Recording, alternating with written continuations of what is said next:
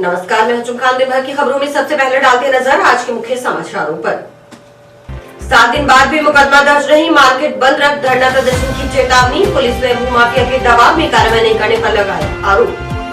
23-24 फरवरी को हड़ताल पर रहेंगे सीटू सदस्य। एफसीआई पल्लेदार मजदूर यूनियन का 18वां सम्मेलन संपन्न। मुख्य चुनाव अधिकारी ने आरोपों को बताया निराधार, कहा 1 माह की मेहनत का मिला यह सिला, इसका नहीं था अंदाजा। नव वर्ष में सेंट्रल पार्क के रूप में मिलेगी शहर वासियों को सौगात। नगर परिषद सभापति, आयुक्त व निर्माण समिति अध्यक्ष ने दी शुभकामनाएं। अब खबरें विस्तार से। जंक्शन में रेलवे स्टेशन रोड स्थित सागरमल बैजनाथ ट्रस्ट धर्मशाला की भूमि हड़पने की नियत से ट्रस्ट का रिकॉर्ड व अन्य सामान खुद-बुद कर धोखाधड़ी करने के संबंध में जंक्शन पुलिस थाना में 7 दिन पहले सौंपे गए परिवाद पर अभी तक किसी प्रकार की कार्रवाई न करने से दुकानदारों में आक्रोश है। इस मुद्दे को लेकर शुक्रवार को बैजनाथ सागरमल बिहारी ट्रस्ट धर्मशाला के दुकानदारों ने जंक्शन पुलिस थाना प्रभारी से मुलाकात की। जंक्शन थाना प्रभारी से मिले दुकानदारों ने चेताया कि यदि जल्द मुकदमा दर्ज कर भूमाफियाओं के खिलाफ नियमानुसार कानूनी कार्रवाई नहीं की गई तो उन्हें मार्केट बंद रखकर पुलिस थाना का घेराव करने जैसे आंदोलनात्मक कदम उठाने को मजबूर होना पड़ेगा। इस मौके पर प्रयास समिति सचिव रीटा सोनी ने बताया कि उसके घर के सामने महाराजा गंगा सिंह की ओर से 2015 में बैजनाथ व सागरमल के नाम की धर्मशाला के लिए शर्तों पर भूमि आवंटित की गई थी। इस भूमि पर इमारत बनी हुई है। इस भूमि पर बैजनाथ सागरमल बिहारी ट्रस्ट बनाकर धर्मशाला का संचालन शुरू किया गया। बाद में कुछ भाग को सरकार की ओर से आवाप्त कर इसके एवज में कुमार पेट्रोल पंप के पीछे करीब 14,000 वर्ग फुट भूमि की अतिरिक्त आवंटन किया गया। वर्तमान में स्टेशन रोड पर करीब 150 गुना 200 वर्ग फुट की भूमि और कुमार पेट्रोल पंप के पीछे करीब 14,000 वर्ग फुट की भूमि शहर के हरदसल पर होने के कारण अरबों रुपयों की बेशकीमती भूमि है। इसे हड़पने के लिए न सिर्फ ट्रस्टी व उनके वारिस प्रेम प्रकाश बिहानी, भानु प्रकाश बिहानी, प्रकाश चंद, ओम प्रकाश, माला देवी, सुधा कुमारी आदि अनेक भूमाफिया प्रयासरत है और वे विधि विरुद्ध हथकंडे अपना रहे हैं। रीटा सोनी के अनुसार बैजनाथ सागरमल बिहानी ट्रस्ट की भूमि बीकानेर, फाजिलका, सिरसा आदि शहरों में भी है। इससे अंदेशा है कि ट्रस्टी की ओर से शहर कि अन्य शहरों में स्थित बेशकीमती भूमि को हड़प लिया गया है। इसकी जांच आवश्यक रूप से की जाए। और ये जो मामला है 25/12 को हमने ये एप्लीकेशन दी थी कि ट्रस्ट की भूमि को जो ट्रस्टियों के वारिस हैं और भूमाफिया हैं वो मिलकर हड़प करना चाहते हैं और उसके लिए इन्होंने कई कार्रवाइयां की हैं, फर्जी दस्तावेज तैयार किए हैं, न्यायालय को गुमराह किया है। एक्चुअल में स्टार्टिंग यहाँ से होती है कि 1915 में महाराजा गंगा सिंह से रियायती दाम पर ये जमीन इन्होंने धर्मशाला के लिए ली थी और जो बैजनाथ जी थे उन्होंने अपना एफिडेविट भी दिया था। उस एफिडेविट में उन्होंने रिटर्न में ये शपथ पत्र दिया है कि मैं इस जो धर्मशाला की जगह है इसको व्यय और रहन रखने का मुझे कोई अधिकार नहीं होगा और धर्मार्थ के काम के लिए मैं यूज करूंगा, जिसमें 3 विश्वा जगह हजारी सिंह खत्री की भी है, उन्होंने भी दान कर दी थी। उसके बाद सर 1916 में सारा प्रोसीडिंग पूरी होके और लगभग 1920-22 में इन्होंने यहाँ धर्मशाला का निर्माण भी करवाया। निर्माण करवाने के बाद 1932 में वो फौत हो गई, 38 में या 32 में बैजनाथ जी, और 1965 में सागरमल फौत हो गया। क्योंकि इन्होंने ये कहा था कि पटा हमारे नाम से जारी किया जाए, तो पटा इनके नाम से जारी था। उस दिन से इनके जो वारिस थे उनके मन में बेईमानी आ गई। मैं नहीं कर सकता, मेरे पर दबाव बहुत है। दबाव है तो आप चीज छोड़ दीजिए या आप हमें रिटर्न में दीजिए। आज 7 दिन हो गए हैं, डॉक्यूमेंट्स मैंने सब कुछ दे दिए हैं। आईओ कहता है मैं जांच कर रहा हूँ। शिव नारायण जी, जांच आपने किस बात की करनी है? संज्ञा अपराध है या नहीं, ये तो 2 मिनट की बात है। सुप्रीम कोर्ट की रूलिंग है, ना तो ये सुप्रीम कोर्ट को कुछ समझते हैं। इन पर तो जी दबाव है बस भूमाफियाओं का। जबकि 2010 से हाई कोर्ट से इसका स्थगन आदेश है, वो उन्होंने किस हैसियत से ये काम किया? उस स्टे के मुताबिक ना तो वो अभी उस ट्रस्ट के अंदर ट्रस्टी है और ना ही वो उनको कोई मालिकाना हक है। उन्होंने वो कार्रवाई किस हैसियत से की, इसके विरुद्ध आज हम मुकदमा दर्ज करवाने के लिए थाने पहुंचे हैं और अब हम सीआई साहब से मिल रहे हैं मुकदमा दर्ज करवाने के लिए और उसके बाद हम एसपी साहब के पास जाएंगे, डीएसपी साहब के पास जाएंगे और कलेक्टर साहब को भी इस बात से अवगत करवाएंगे। प्रयास कर रहे हैं। अगर प्रशासन ने हमारा सहयोग नहीं किया, अगर पुलिस प्रशासन ने हमारा सहयोग नहीं किया तो हम सारी मार्केट बंद करेंगे। टाउन के जिला अस्पताल को राजकीय मेडिकल कॉलेज से संबद्ध बेस अस्पताल रखने की मांग को लेकर जिला अस्पताल बचाओ संघर्ष समिति का बेमियादी धरना शुक्रवार को 36वें दिन भी जारी रहा। मांग को लेकर अभी तक कोई ठोस कार्रवाई न होने से नाराज संघर्ष समिति के सदस्यों ने शुक्रवार को जिला अस्पताल के समक्ष जारी धरना स्थल पर अस्पताल स्थानांतरण के जिम्मेवारों का प्रतीकात्मक पुतला बनाते हुए जूतों की माला पहनाई। साथ ही पुतले पर अस्पताल के दोषी लिखकर विरोध जताया। संघर्ष समिति ने मांग को लगातार अनसुना करने के विरोध में 6 जनवरी को टाउन का बाजार बंद रखकर हाईवे जाम करने की घोषणा की। साथ ही चेताया कि यदि मांग जल्द पूरी नहीं की गई तो बेमियादी समय के लिए बाजार बंद करने का निर्णय भी लिया जा सकता है। इस मौके पर संघर्ष समिति के भगवान सिंह खुड्डी ने कहा कि 1 माह से अधिक समय से आंदोलन चल रहा है, प्रशासन अभी भी सोया हुआ है, इसलिए इस सोते हुए प्रशासन को जगाने के लिए शुक्रवार को धरना स्थल पर अस्पताल के स्थानांतरण के प्रयास के दोषियों के प्रतीकात्मक पुतले बनाए गए। उन्होंने कहा कि अब तक चले आंदोलन से एक बात तो साफ हो गई कि जिला अस्पताल को बेस अस्पताल रखने में न तो सरकार और न ही प्रशासन व जनप्रतिनिधियों की रुचि है। उन्होंने बताया कि आंदोलन को तेज करते हुए 6 जनवरी को टाउन का बाजार बंद करने का आह्वान किया गया है। उधर शुक्रवार को 36वें दिन वार्ड 36 के नागरिक धरने पर बैठे। पीएमओ मुर्दाबाद, पीएमओ मुर्दाबाद, माननीय विधायक मुर्दाबाद, माननीय विधायक मुर्दाबाद। आज जिला अस्पताल के सामने धरने ने 36वें दिन में प्रवेश किया है। स्थानीय पब्लिक, स्थानीय जनता, आसपास के ग्रामीण, समस्त पंचायत हमारे साथ है और ये जिला अस्पताल को बेस अस्पताल रखने के लिए ये धरना चल रहा है। सरकार की और जनप्रतिनिधियों की जो रुचि है इसमें वो बिल्कुल ही नहीं है। कलेक्टर साहब से हमारी 2-3 बार बात हुई, लेकिन उन्होंने भी कोई ठोस आश्वासन या कोई इस ढंग की बात नहीं की कि ये हो जाएगा। समिति अस्पताल बचाओ के तत्वाधान में 36 दिन हो गए धरना दिए हुए। प्रशासन सोया हुआ है और ना ही किसी को इसकी जरूरत महसूस होती है, इसलिए आज सोए हुए को जगाने के लिए अस्पताल के दोषी जो भी हैं उनके लिए एक पुतला स्वरूप बनाया और सभी ने इनको जूतों की माला पहनाई और जूते कोई भी आए जो अस्पताल का दोषी है उसको जूतों से उसको मारे।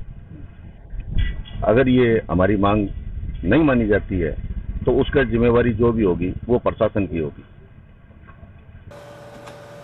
टाउन में टीबी रोड स्थित जनशक्ति भवन में शुक्रवार को एफसीआई पल्लेदार मजदूर यूनियन का 18वां सम्मेलन आयोजित हुआ। सम्मेलन में सेंट्रल वेयर हाउस के गोदाम निजी हाथों में सौंपे जाने के अलावा देश में निजीकरण को बढ़ावा देने के खिलाफ केंद्रीय श्रमिक संगठनों के आह्वान पर 23-24 फरवरी की राष्ट्रव्यापी हड़ताल को सफल बनाने की रणनीति बनाई गई। सम्मेलन के दौरान 23-24 फरवरी को होने वाली राष्ट्रव्यापी हड़ताल को लेकर नुक्कड़ सभाएं कर गांव-गांव जाकर बैठकें करने और 2 दिवसीय हड़ताल को सफल बनाने के लिए निर्णय लिया गया। संगठन सचिव हरजी वर्मा ने 1 साल का लेखा जोखा पेश किया, जिसे सर्वसम्मति से पारित किया गया। सम्मेलन को संबोधित करते हुए सीटू के राज्य उपाध्यक्ष रमेश्वर वर्मा ने कहा कि केंद्र की भाजपा सरकार देश के तमाम सार्वजनिक उपक्रमों को पूंजीपतियों के हाथों में सौंप रही है। देश में महंगाई, पेट्रोल, डीजल, गैस की कीमत आसमान छू रही है। किसान आंदोलन के दबाव में अभी तीनों काले कानून वापस लिए हैं, लेकिन महंगाई दिनों दिन बढ़ रही है। इन मुद्दों को लेकर 23-24 फरवरी को केंद्रीय श्रमिक संगठनों के आह्वान पर 2 दिवसीय आम हड़ताल की जाएगी। सम्मेलन के दौरान यूनियन की नई कार्यकारिणी का गठन किया गया। 11 सदस्यीय कार्यकारिणी में आत्मा सिंह अध्यक्ष, मेजर सिंह उपाध्यक्ष, हरजी वर्मा सचिव, छिंदर सिंह कोषाध्यक्ष चुने गए। टाउन में जनशक्ति भवन के अंदर एफसीआई पल्लेदार मजदूर यूनियन का सम्मेलन होने जा रहा है और इस सम्मेलन में हमारे CITU के राज्य के उपाध्यक्ष साथी रामेश्वर जी वर्मा, जिले के अध्यक्ष साथी आत्मा सिंह जी, साथी मलकी सिंह जी, अन्य नेता भी यहाँ पहुंचे हैं। और इसका यहाँ सम्मेलन का में आज सबसे मुख्य बात कि जो सेंट्रल वेयर हाउस एफसीआई के जो गोदाम निजी कंपनियों को सौंपे जा रहे हैं, इसी के साथ ये जो प्राइवेटाइजेशन को बढ़ावा दिया जा रहा है, चाहे वो रेल है, चाहे वो भेल है, HCL है, हमारे बंदरगाह है, हमारी सड़कें हैं, एयरपोर्ट है, इन तमाम चीजों को आज मोदी सरकार का जिक्र है। इसको लेकर 23-24 फरवरी को राष्ट्रव्यापी तमाम केंद्रीय श्रमिक संगठनों द्वारा और उसमें किसान मोर्चे का भी, संयुक्त किसान मोर्चा है, उसका भी इसमें आह्वान है। उसको कामयाब करने के लिए आज यहाँ हम बैठकर रणनीति बना रहे हैं। आने वाले दिनों में गाँवों में जाकर मीटिंगों द्वारा, नुक्कड़ सभाओं द्वारा, इंडस्ट्री एरिया में मजदूरों से जो भी हम कर पाएंगे इस 23-24 तारीख की हड़ताल के लिए, उसको लेकर आज पूरी व्यापक तैयारियां हो रही है। टाउन की संस्था श्री औरवंश सभा की कार्यकारिणी के अध्यक्ष व सचिव पद पर कुछ जनों की ओर से सर्वसम्मति से पदाधिकारी चुने जाने की प्रक्रिया में भूमिका सही नहीं होने के आरोप झेल रहे मुख्य चुनाव अधिकारी ने अपना पक्ष रखते हुए आरोपों को निराधार बताया है। चुनाव के लिए मुख्य चुनाव अधिकारी नियुक्त किए गए इंद्रमोहन नारंग ने अपना पक्ष रखते हुए बताया कि 29 दिसंबर को नामांकन वापस लेने का दिन तय था। सभी प्रत्याशियों ने तय समय में अपने अपने नामांकन पत्र वापस ले लिए। जब सभी प्रत्याशियों की ओर से नामांकन पत्र वापस उठा लिए गए तो सभा के चुनाव करवाने का कोई औचित्य नहीं रहा। चुनाव अधिकारी ने बताया कि 29 दिसंबर को नामांकन वापस लेने का दिन तय था। सभी प्रत्याशियों ने तय समय में अपने अपने नामांकन पत्र वापस ले लिए। जब सभी प्रत्याशियों की ओर से नामांकन पत्र वापस उठा लिए गए तो सभा के चुनाव करवाने का कोई औचित्य नहीं रहा। अब उन पर आरोप लग रहे हैं कि उनकी भूमिका सही नहीं थी। इंद्रमोहन नारंग के अनुसार जब कोई उम्मीदवार ही चुनाव मैदान में नहीं है तो चुनाव किसके बीच करवाया जाए। इस कारण उन्होंने नियमानुसार लिखित में चुनाव समाप्ति की घोषणा कर दी। उन्होंने सूचना नोटिस बोर्ड पर चस्पा कर दी। सभा के निवर्तमान अध्यक्ष इंद्रजीत चाराया ने भी चुनाव मैदान में कोई प्रत्याशी न होने पर चुनाव प्रक्रिया समाप्ति की घोषणा के कारण उन्हें मुख्य चुनाव अधिकारी के पद से मुक्त कर दिया। इसके बाद वे अपने घर चले गए। उनके चुनाव कार्यालय के बाहर क्या गतिविधि हुई, किसने किसे अध्यक्ष व सचिव चुना, इस बारे में उन्हें कोई जानकारी नहीं है। बाद में उन्हें व्हाट्सएप के माध्यम से पता चला कि सर्वसम्मति से अध्यक्ष व सचिव पद पर पदाधिकारी चुन लिए गए हैं। इंद्रमोहन नारंग के अनुसार इस निर्वाचन में उनकी कोई भूमिका नहीं है। अब उन पर बेवजह आरोप लगाए जा रहे हैं। उनकी 1 माह की मेहनत का यह सिला मिलेगा, इसका अंदाजा नहीं था। उन पर लगाए गए सभी आरोप निराधार हैं। उन्होंने चुनावी प्रक्रिया के दौरान किसी का पक्षपात नहीं किया।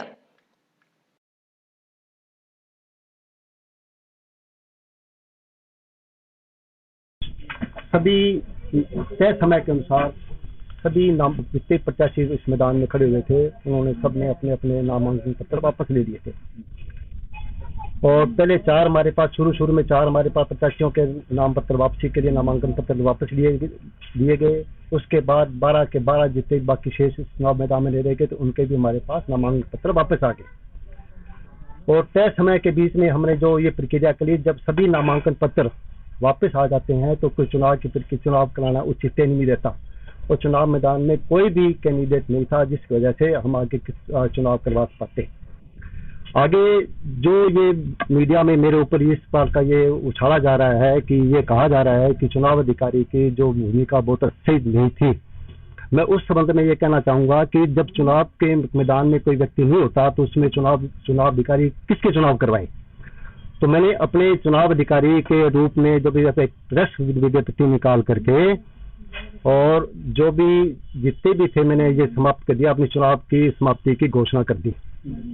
और उसके बाद आगे की क्या बात, मेरे ऑफिस के मेरा जो चैम्बर था, जो मेरा चुनाव कार्यालय का चैम्बर बना हुआ था, उसके बाद क्या गतिविधियां हो रही है इसका मुझे कोई मालूम नहीं। मैं अपनी प्रक्रिया में लगा रहा और मेरे को आगे क्या करना है।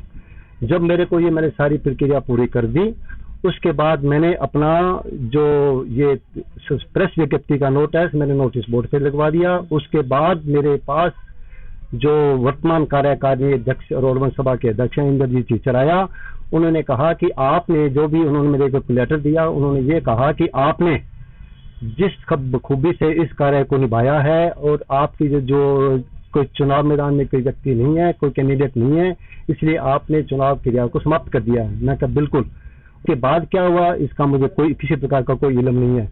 लेकिन बाद में मेरे को व्हाट्सएप के माध्यम से या मोबाइल के माध्यम से मालूम हुआ कि सर्वसम्मति से फलां व्यक्ति को रमेश कुमार जिचुक को एक अध्यक्ष पद के रूप में चुन लिया गया है, जिसके अंदर मेरा किसी प्रकार का जो चुनाव अधिकारी को इस प्रकार का कोई रोल नहीं है। मुझ पर बेवजह इस प्रकार से आक्षेप लगाए जा रहे हैं कि चुनाव अधिकारी की जो प्रक्रिया थी, जो क्रिया थी वो सही नहीं थी।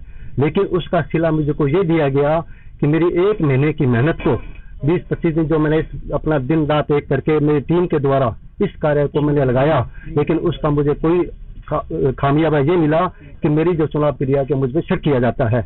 और मैं आपके माध्यम से ये कहूंगा कि जो ये चीज हो रही है ये निराधार गलत है। मैंने किसी प्रकार पे किसी का पक्षपात भी नहीं किया। उधर दूसरी तरफ निवर्तमान अध्यक्ष इंद्रजीत चौराया ने भी समाज के नागरिकों की ओर से लगाए जा रहे आरोपों को सिरे से नकार दिया। तो आज ये आरोप लगा रहे हैं, ये बिल्कुल निराधार गलत है और ये जो चुनाव है ये समाज की एकता को बनाए रखने के लिए, ना कि इसको तोड़ने का है। कुछ हमारे समाज के ऐसे लोग भी वयोवृद्ध हैं, उनके बारे में मैं आपको क्या बताऊं कि जो इस तरह के लांछ लगा रहे हैं कि ये चुनाव ऐसे वैधानिक हो गए, ये वो हो गया। अरे भाई, समाज की बात है, समाज के चुनाव है, एक बहुत बढ़िया आदमी को चुन दिया है, आपको अगर अच्छा नहीं लगा तो इसका मतलब ये तो नहीं है कि सारा समाज ही गलत हो गया। गौरतलब है कि समाज के नागरिकों ने मुख्य चुनाव अधिकारी की भूमिका सही नहीं होने और इस तरह पदाधिकारियों का चुनाव करने की प्रक्रिया को गलत और असंवैधानिक बताते हुए मौखिक रूप से विरोध जताया था। इससे पहले कार्यकारिणी के चुनाव के लिए चल रही प्रक्रिया के तहत 2 जनवरी को सुबह 9 से 4 बजे तक मतदान होना प्रस्तावित था। चुनाव के लिए इंद्रमोहन नारंग को मुख्य चुनाव अधिकारी नियुक्त किया गया। अध्यक्ष पद के लिए 4, उपाध्यक्ष पद के लिए 2, सचिव पद के लिए 3, सचिव पद के लिए 2, कोषाध्यक्ष पद के लिए 3 व प्रचार मंत्री पद के लिए 2 नामांकन पत्र दाखिल हुए थे। संस्था की कार्यकारिणी के चुनाव के लिए चल रही प्रक्रिया के तहत बुधवार को नामांकन वापसी के दौरान सभी 16 उम्मीदवारों से विड्रॉल लेने के बाद सर्वसम्मति से रमेश चुग को अध्यक्ष व संदीप नागपाल को सचिव नियुक्त कर दिया गया। इस पर समाज के कुछ नागरिकों ने आपत्ति जताई। उनका कहना था कि ये चुनावी प्रक्रिया पूरी तरह से गलत है। इस प्रकार कुछ जनों के मिलकर किसी को अध्यक्ष चुन लेना असंवैधानिक है। नगर परिषद सभापति गणेश बंसल ने नववर्ष 2022 की शहरवासियों को शुभकामनाएं प्रेषित करते हुए कामना की कि आने वाला साल उनके लिए सुख समृद्धि भरा हो। उन्होंने कहा कि नगर परिषद की ओर से पिछले 2 सालों में शहर के सौंदर्यीकरण, स्वच्छता व पर्यावरण को ध्यान में रखते हुए विकास कार्य करवाए गए। भविष्य में भी शहर के वंचित चौक चौराहों व प्रवेश मार्गों का सौंदर्यीकरण करवा नगर परिषद का शहर को मिनी चंडीगढ़ का स्वरूप देने का प्रयास रहेगा। टाउन में 18 बीघा भूमि में बन रहे सेंट्रल पार्क की सौगात भी नए साल पर जल्द शहरवासियों को मिलेगी। नववर्ष 2022 की मैं पूरे हनुमानगढ़ शहरवासियों को बधाई प्रेषित करता हूं। मैं शुभकामनाएं देता हूं कि आने वाला वर्ष आपके व्यापार को सुख समृद्धि व आपके परिवार की सुख समृद्धि लाए, यही कामना करता हूं। नगर परिषद हनुमानगढ़ के द्वारा पिछले 2 वर्षों में शहर के सौंदर्यीकरण व स्वच्छता की ओर एवं पर्यावरण की ओर ध्यान रखते हुए शहर में विकास कार्य करवाए गए हैं। भविष्य में भी नगर परिषद शहर के चौक चौराहों के सौंदर्यीकरण, शहर के एंट्री स्थलों का सौंदर्यीकरण एवं शहर के पार्कों का पर्यावरण की दृष्टि से सौंदर्यीकरण आदि करने का विचार रखती है। हनुमानगढ़ टाउन में 18 बीघा में जो सेंट्रल पार्क निर्मित हो रहा है वह भी इस वर्ष शहरवासियों को सौगात दी जाएगी। निर्माण समिति अध्यक्ष व पार्षद सुमित रणवा ने नववर्ष 2022 की पूर्व संध्या पर नए साल की शहरवासियों को शुभकामनाएं देते हुए बीत रहे साल 2021 को सलाम किया। रणवा ने कहा कि बीते रहे वर्ष 2021 में कुछ कड़वी और मीठी यादें रही। आने वाले साल में शहर में नए आयाम स्थापित किए जाने की नगर परिषद की कार्य योजना है। टाउन शहर के लोगों को करीब 2 माह में बड़ी सौगात मिलेगी। इन 2 माह में सेंट्रल पार्क बनकर तैयार हो जाएगा। इसके अलावा भारत माता चौक के पुनरुद्धार का कार्य चल रहा है। इसके साथ ही नववर्ष पर कोहला नहर पर वॉकिंग व साइकिल ट्रैक का निर्माण किया जाएगा। जंक्शन शहर में सड़कों व लाइटिंग का कार्य हो रहा है। निर्माण कार्यों में गुणवत्ता का विशेष ध्यान रखा जा रहा है। उन्होंने नववर्ष पर शहरवासियों से आह्वान किया कि शहर में सौहार्द बनाकर रखें और किसी से न बिगाड़ें। जंक्शन टाउन अलग अलग नहीं बल्कि एक ही शहर है। प्रकृति ने इसे 2 भागों में जरूर बांटा है, लेकिन दिलों में दीवार खींचने की कोशिश न करें। आने वाले साल में नगर परिषद द्वारा हमने सोचा है भी कुछ नए आयाम स्थापित किए जाएं। जैसे आने वाला साल जो है टाउन शहर के लिए एक बहुत बड़ी खुशी लेके आएगा। आने वाले गत 2 महीनों 3 महीनों में जो ये पार्क है 18 बीघे में वो लगभग बनकर तैयार हो जाएगा। भारत माता चौक जो है उसका काम शुरू कर दिया गया है और एक बड़ा काम जो है कोला नहर पर एक वॉकिंग ट्रैक, साइकिल ट्रैक और वॉकिंग ट्रैक बनाकर हम ये चाहते हैं टाउन के लोगों को एक बहुत बड़ी सौगात दी जाए, जिससे टाउन का जो है सौंदर्यीकरण वो भी निखर कर सामने आए। जंक्शन के अंदर जो बड़ी सड़कें बन रही हैं, लाइट का जो काम हो रहा है, और सबसे बड़ी बात है नगर परिषद के जो काम में वो गुणवत्ता में जितना हम सुधार लाए हैं और उससे भी ज्यादा सुधार लाने की कोशिश करेंगे। हर वर्ग, हर आदमी शहर के से सलाह लेकर, अभी हमने पीछे इसी मामले में पीछे सोमवार को एक मीट भी रखी थी जिसमें व्यापारी, पार्षद, ठेकेदार सभी को मिलकर वहां हमने आने वाले साल में विकास की गति को कैसे बढ़ाया जाए उसके लिए सभी सुझाव भी मांगे थे। वहीं आयुक्त पूजा शर्मा ने भी नववर्ष की शुभकामनाएं देते हुए बताया कि नववर्ष में स्वच्छता सर्वेक्षण 2022 शुरू हो चुका है।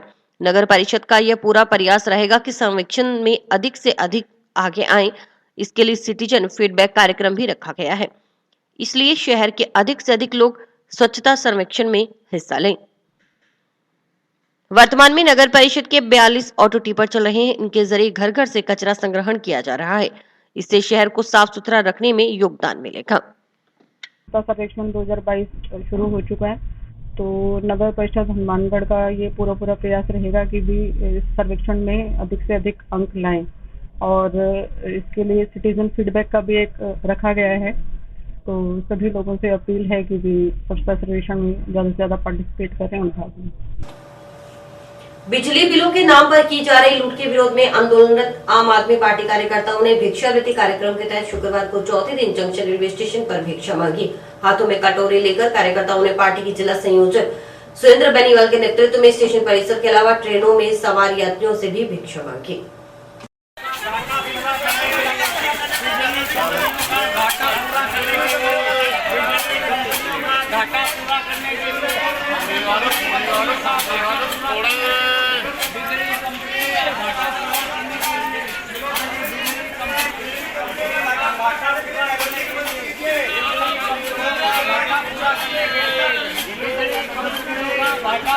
जय पियो, जय पियो, जय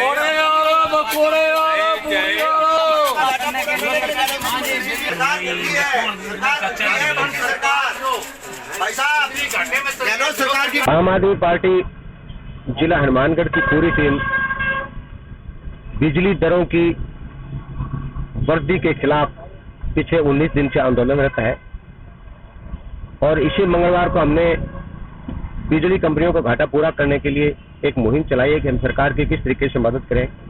उसके लिए हमने एक भिक्षावृत्ति अभियान शुरू किया है।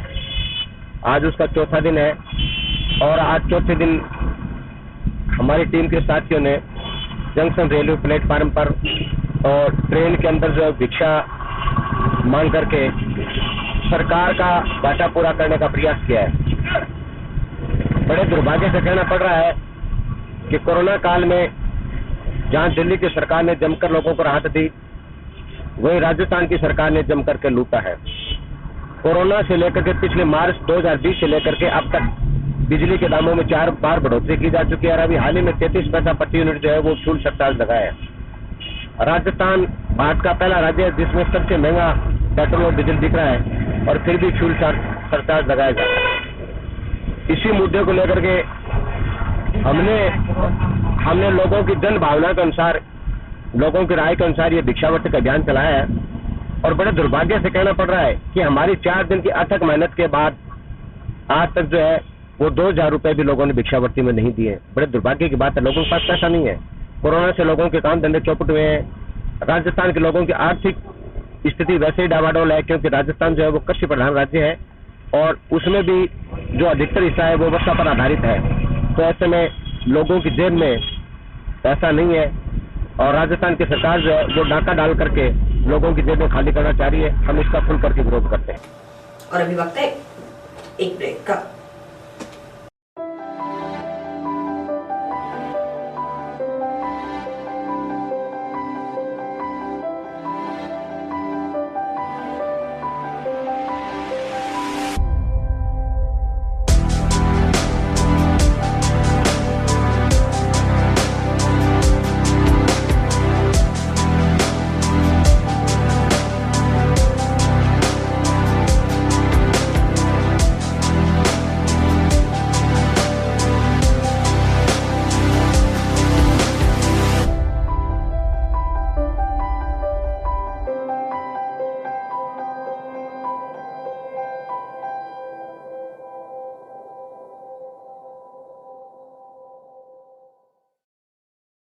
जिले की नोहर तहसील के गांव बड़बिराना में अमर सिंह ब्रांच की रामगढ़ माइनर का मोघा नंबर 3 व 4 दुरुस्त करने की मांग को लेकर चल रहा आंदोलन आखिरकार शुक्रवार को 18वें दिन समाप्त हो गया। वार्ता में सहमति बनने के बाद पांचों किसान शुक्रवार को 18वें दिन टंकी से नीचे उतर गए। साथ ही 3 दिनों से जारी 3 किसानों की भूख हड़ताल भी समाप्त हो गई। नोहर पंचायत समिति प्रधान सोहन डील व नगर पालिका के पूर्व अध्यक्ष राजेंद्र की मध्यस्थता से प्रशासनिक अधिकारियों व किसान प्रतिनिधियों के बीच हुई वार्ता में आंदोलनरत किसानों को उनकी मांगों को पूरा करने का आश्वासन दिया गया। वार्ता में किसानों को बताया गया कि कलेक्टर की ओर से प्रशासन व सिंचाई विभाग स्तर पर एक कमेटी बनाई थी। जांच कमेटी ने जांच पूर्ण कर रिपोर्ट जिला कलेक्टर को सौंप दी। कलेक्टर की ओर से गठित कमेटी ने भी मोघा नंबर 3 व 4 की जांच की रिपोर्ट में दोनों मोघों को दुरुस्त करने की बात कही है। इसके बाद टंकी पर 18 दिनों से आंदोलन कर रहे पांचों किसान पंचायत समिति सदस्य मांगीलाल शर्मा, जगदीश कड़वासरा, राम कुमार चबरवाल, गौरी शंकर सहारण व जयप्रकाश सुथार नीचे उतर आए। साथ ही टंकी पर चढ़े किसानों के समर्थन में टंकी के नीचे भूख हड़ताल पर रहे किसान बुद्धराम डुड्डी, ज्ञानीराम छिंपा व रामचंद्र सहारण को भी अधिकारियों ने जूस पिला अनशन तुड़वाया। गौरतलब है कि इससे पहले गुरुवार को भी किसानों व प्रशासन के मध्य वार्ता का दौर चला था। वार्ता में कुछ मांगों पर सहमति बनी, लेकिन कुछ मांगों पर सहमति नहीं बनने के चलते वार्ता विफल रही। प्रशासन के बुलावे पर 5 किसानों की गुरुवार को नोहर उपखंड कार्यालय में एसडीएम श्वेता कोचर के साथ वार्ता हुई थी। वार्ता में सभी मांगों पर सकारात्मक रूप से चर्चा हुई।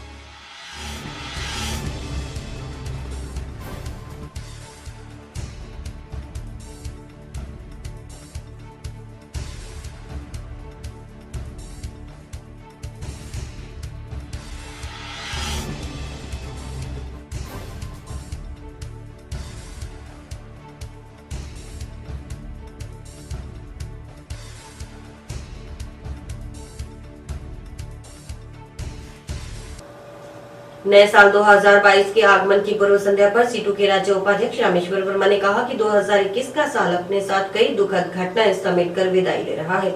साथ ही 2021 में कोरोना के चलते बहुत से लोगों ने अपनों को खोया है। कई कलाकार, बुद्धिजीवी कोरोना काल में दुनिया से रुखसत हो गए। 2021 का साल कई बड़ी दुख भरी घटनाएं लेकर आया। इन सब के बीच सरकार की नीतियों ने कोड़ कर खाज का काम किया। कोरोना काल में सरकार स्थिति संभाल नहीं पाई। इन सब के बावजूद कुछ सुखद बातें भी हुई है।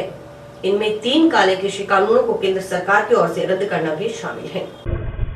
2021 का साल आज को समाप्त हो जाएगा। यह साल अपने साथ बहुत सी दुख घटनाएं भी समेटे हुए है, जिसमें कोरोना की जो दूसरी लहर थी उसमें पूरे देश में ही बहुत से अपनों को खोया है, बहुत से कलाकार खोए हैं, बहुत से बुद्धिजीवी खोए हैं, बहुत से रिश्तेदार गए। ये बहुत ही दुख भरी घटनाएं लेके आया था और उसमें भी कोर्ट के अंदर खाद का काम किया। वो क्या सरकार की नीतियों ने, जिन्होंने इसको सही तरीके से हैंडल नहीं किया और सही खबरों को पूरी तरह से छुपाया। जो हमारे देश कह रहे थे हमने बड़ी अच्छी तरह से इसको हैंडल किया है, वो बता रही थी कि गंगा नदी के किनारे क्या हुआ था, क्या स्थितियां थी। वो बहुत दुखद था। इसमें बहुत सुखद घटनाएं भी हुई कि देश के अंदर सबसे बड़ी जो बात हुई वो ये हुई कि हमारे देश को जो बेचने का हमारे प्रधानमंत्री ने इरादा बना रखा था, पूरी तरह से खेती को, किसानी को बर्बाद करने का जो उनकी नीतियां थी, उसके खिलाफ देश का किसान, देश का मजदूर बड़ी बहादुरी के साथ लड़ा और व्यापारियों ने, दुकानदारों ने उनको सहयोग किया, जिसकी बदौलत उनकी बहुत भारी जीत हुई है और काले कानून उनको वापस लेने पड़े हैं केंद्र सरकार को। और उसके साथ साथ बाकी जो सवाल है उनके ऊपर भी सहमति बनी है। हम चाहेंगे कि वो सहमति बरकरार रहे और सरकार उसको अमल में लाए और जो किसानों के साथ वायदा किया है, मजदूरों के साथ वायदा किया है, उसको निभाए ताकि देश के लिए सुख भविष्य हो। और जो आने वाला साल है उसमें हम चाहेंगे कि सरकार सही तरीके से कोरोना को, ओमिक्रॉन को हैंडल करे, लोगों को जागरूक बनाए, उसमें दवाइयाँ, उसमें वैक्सीन उनको उपलब्ध करवाए और कम से कम हमारे देश में नुकसान हो, सही तरीके से हम उसको हैंडल कर पाए। और आम जनता से भी अपील करेंगे कि वो कोरोना की जो गाइडलाइन है उनको सही तरीके से लागू करे। सरकार भी वाई नहीं, उसके अंदर सही तरीके से हैंडल करके आम जनता को फायदा पहुंचाए। तो यही हम उम्मीद करेंगे कि नया साल हम सब के लिए खुशियां लेके आए और जो गया है उसकी बुरी जो यादें हैं उनको बुलाए और अच्छी यादों को संजोए, यही हम कहते हैं। और इसी के साथ समाचार समाप्त हुए। रोजाना देखते रहिए समाचार। नमस्कार।